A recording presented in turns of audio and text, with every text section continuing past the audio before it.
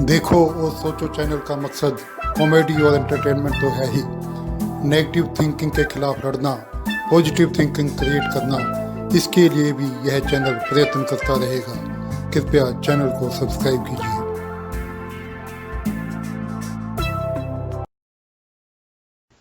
अपने लिए जिए तो क्या जिए, तू जिए दिल लोगों से नंबर लेने के लिए। बिल्कुल सही बात है। कहाँ जीते हैं इस देश में लोग अपने लिए। देश के अधिकतर लोग तो डर डर के अपना जीवन काट देते हैं। मेहमान आ गए तो क्या सोचेंगे, आसपास वाले पड़ोसी लोग क्या कहेंगे, देखने वाले क्या सोचेंगे हमारे बारे में। बस इसी डर से अपना सारा जीवन काट देते हैं। आइए मैं थोड़ा डिटेल में बताता हूँ आपको। अपने लिए जिए तो क्या जिए, अपने लिए जिए तो क्या जिए। अब सामने कपबोर्ड में दिखाई दे रहे हैं मोटे मोटे सफेद काजू। उन काजुओं को देखकर बच्चा मम्मी से कह रहा है कि मम्मी मम्मी मुझे काजू दे दो। अब मम्मी उसे समझा रही है कि बेटा ये जो काजू हैं ये मेहमानों के लिए हैं, तुम जाकर कपबोर्ड में से बिस्कुट ले लो और बिस्कुट खा लो। अब बेचारा वो कपबोर्ड में से बिस्कुट 10 रुपए वाला बिस्कुट वाला पैकेट लेकर बच्चा खा रहा होता है। साथ में सोच रहा होता है कि मम्मी प्यार तो मुझे बहुत करती हैं, सारा दिन चुम्मा चटाई भी करती रहती हैं, मगर ये जब काजू की बारी आई तो मेरे लिए बिस्कुट क्यों, मेहमानों के लिए काजू क्यों। ऐसा क्यों नहीं हो सकता कि मेहमानों के आगे बिस्कुट रख देते और मुझे काजू दे देते। अब बच्चा बेचारा समझ नहीं रहा। अपने लिए जिए तो क्या जिए, अपने लिए जिए तो क्या जिए। अब आपने डिफेंस के एरिया देखे होंगे, वहां पर बड़े बड़े शब्दों में लिखा होता है वार्निंग, नो एंट्री। हमारे देश की जो मकान है ना, उनमें जो ड्राइंग रूम होते हैं उन पर भी यही कानून लागू होता है। साल के 365 दिन उन पर एक किस्म से यही लिखा होता है नो एंट्री। घर का कोई सदस्य छोटा या बड़ा ड्राइंग रूम में एंटर नहीं हो सकता, वहाँ पर सोफे पर नहीं बैठ सकता, उसके कपड़ों को नहीं हिला सकता, वहाँ पे जो चेयर पड़ी हैं या सोफे पड़े हैं उनको इधर से उधर जरा भी नहीं हिला सकता। वो केवल और केवल मेहमानों के लिए रिजर्व है। क्या पता कब मेहमान आ जाए, और अगर मेहमान अंदर चले जाए सोफे को वहाँ उनके सामने छेड़ना पड़े या कपड़े उनके सामने बिछाने पड़े तो भाई क्या सोचेंगे मेहमान, क्या नंबर देंगे वो घर की मालकिन को। अपने लिए जिए तो क्या जिए, अपने लिए जिए तो क्या जिए। ड्राइंग रूम तो छोड़ो, बहुत से घरों में तो इतने सख्त कानून होते हैं कि जो घर का बेडरूम होता है ना, जिसको हम पर्सनल रूम कहते हैं, उसके अंदर जो पलंग बिछा होता है उसके ऊपर जो बेडशीट पड़ी होती है, मजाल है सुबह से शाम तक उसमें एक भी सरवट पड़ जाए। किसी ने अगर बेड पर बैठना भी है, बेडशीट पर बैठना भी है, तो वो उठने के बाद अगर उसने उसकी सलवटें ठीक नहीं की तो समझो उसकी खैर नहीं। उनके बेडशीट पर जो वो तकिए पड़े होते हैं ना, जिनको पंजाबी में सराहना कहते हैं, वो ऐसे पड़े होते हैं जैसे किसी ने उनको स्टैचू किया हो। वो सुबह से शाम तक स्टैचू वाली हालत में रहते हैं और उनको देखकर ऐसा लगता है जैसे बड़े डरे हैं, बड़े सहमे से हैं, डरे हुए हैं। मेहमान आ गए, मेहमान आ गए, मेहमान आ गए। अपने लिए जिए तो क्या जिए, अपने लिए जिए तो क्या जिए। यह सब देखकर कई बार मासूम और नादान बच्चे बड़ी सोच में पड़ जाते हैं कि अपना खरीदे हुए काजू हम खा नहीं सकते, अपने ड्राइंग रूम में जो हमने बनवाया है उसमें हम जा नहीं सकते, अपने बेडरूम में हम उछल कूद कर नहीं सकते। उनको डाउट हो जाता है कि मम्मी पापा ने यह जो मकान बनाया है ये अपने लिए बनाया है, ये कहीं इन्होंने मेहमानों से उधार तो नहीं लिया। जो हर वक्त डरे रहते हैं कि मेहमान आए और कहीं ये ना कह दें हमारा उधार दिया वो मकान हमें वापस कर दो।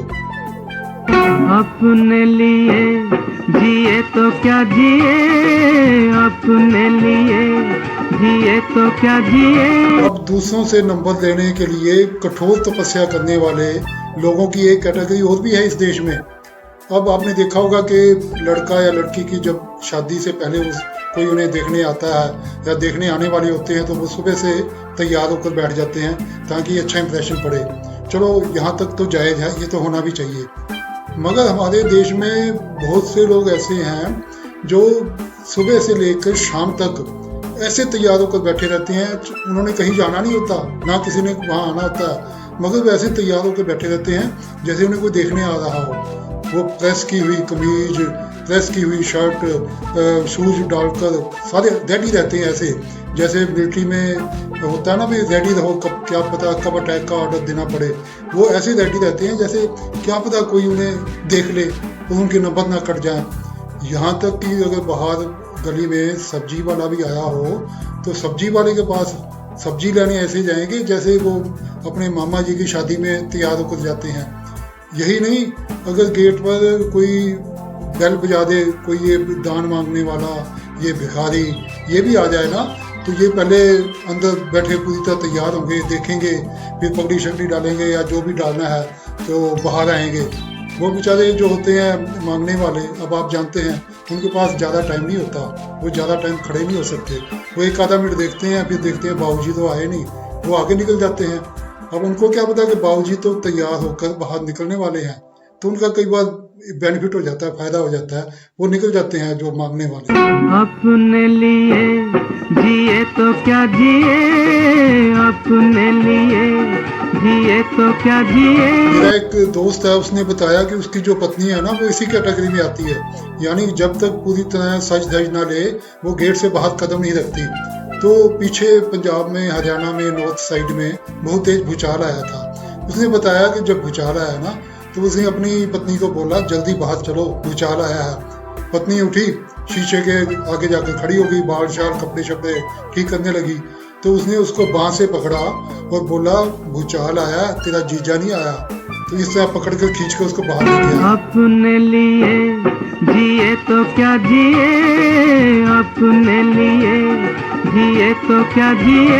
अब एक बात समझ में नहीं आती कि हम जो ये पंजाबी लोग हैं या हरियाणा के, दिल्ली के, नॉर्थ साइड के, हम लोग इतनी कठिनता से, इतनी मुश्किलों से ये नंबर लेते हैं दूसरों से, अपने आप को कितनी मुश्किलों में डालते हैं नंबर देने के लिए। मगर ये जो साउथ के लोग हैं, क्या इनको नंबर लेने की आवश्यकता नहीं है, या ये कह लो कि इनको नंबर लेने का तरीका मालूम नहीं है। पंजाबी में कहते हैं ना, उन्होंने नंबर लेने की जांच ही नहीं है। तो वो लोग सिंपल से रहते हैं, सिंपल सी शादियां, सिंपल से मकान, सिंपल से कपड़ों में वो शादियां तक अटेंड कर लेते हैं। तो उनके तो नंबर पता नहीं कटते हैं या नहीं कटते।